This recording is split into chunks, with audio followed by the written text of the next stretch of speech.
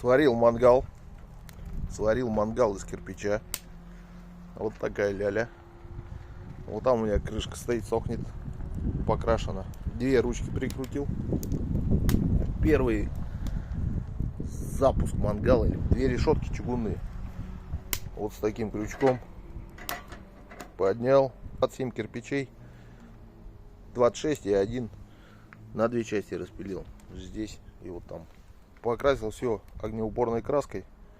Низ краска по ржавчине.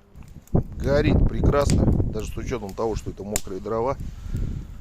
Под шампура сделал пропилы, чтобы было вот так вот. Оп, сказка.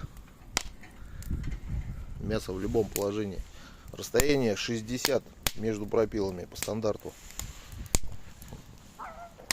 Ну, естественно, буду использовать